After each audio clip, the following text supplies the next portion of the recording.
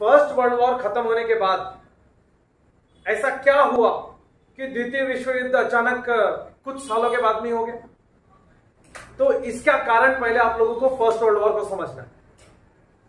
प्रथम विश्व युद्ध खत्म होने के बाद एक ऐसी परिस्थिति का निर्माण हुआ, क्योंकि हम जीत गए, और ये जो जीतने का एटीट्यूड जो था उन देशों में, वो उन्होंने दूसरे देशों पर थोपने की कोशिश की।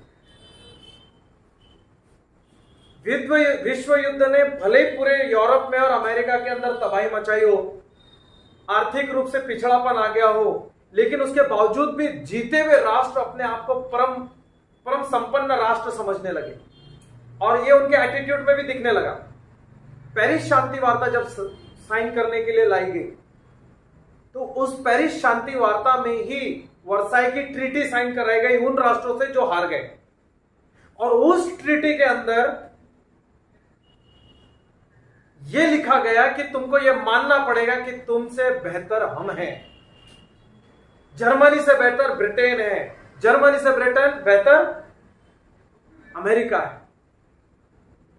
अब इससे दूसरे देशों के राष्ट्रीय हित प्रभावित नहीं हो रहे क्या? बिल्कुल हो रहे। तो ये जो बातें थी, ये बातें became this talks became the cause of the second world war. ये ह्यूमिलिएटिंग ट्रीटी थी। तुम पैसा ले लो चलेगा, तुम संपत्ति ले लो चलेगा, लेकिन तुमने हमारे देश को कैसे बोला? अब इस बीच में एक ऐसा लड़का जो 1917 में फौज ज्वाइन कर लेता है, और जिसमें कट्टर राष्ट्रवाद था, बस मैं जर्मनी, मेरा जर्मनी, बाकी कोई नहीं, मेरे जर्मनी को ही मैं जिताने के लिए मेरा जन्म हुआ है, चाहे युद्ध का परिणाम कुछ भी हो, आज नहीं तो कल मैं जर्मनी को जरूर जिताऊंगा। ऐसी कट्टर राष्ट्रवादी विचार लेकर एक लड़का युद्ध में उतर गया, और जब वो युद्ध में उतरा तो दुख की बात यह थी कि ये युद्ध जो है वो अपने अंतिम चरण में चल रहे थे, और उसने बहुत नजदीक से युद्ध को देखा। प्रथम विश्व युद्ध को उसने बहुत नजदीक से देखा, और उसको समझ में आया कि ये प्रथम विश्व युद्ध जो है ये एक प्रकार से जर्मनी के खिलाफ चल रहा है। एक घटना बताता हूं आप लोगों को, उस घटना से आप लोगों को समझ में आएगा कि उस बच्चे के दिमाग पर साइकोलॉजिकल इंपैक्ट क्या पड़ा। वो बच्चा जब एक बार जर्मनी के एक गांव में फंस गया, और उसको जब समझ में आता है कि ब्रिटिश आर्मी जो है उस जर्मनी के गांव पर लगभग पूरी तरह से कब्जा करने वाली, तो वो एक जू के घर में जाता है, जूइश यहूदी के घर में जाता है, और वहां पे उनको हाथ जोड़ के बोलता है कि मैं भी जर्मन हूं, आप भी जर्मन है, मेरी मदद करिए, मैं आपके घर में थोड़ी देर छुपता हूं क्योंकि ब्रिटिश आर्मी आ रही है। अगर ब्रिटिश आर्मी ने मुझे पकड़ लिया तो मुझे मौत की सजा दे देंगे, तो मैं कुछ देर यहां रहना चाहता हूं, मुझे रहने दीजिए।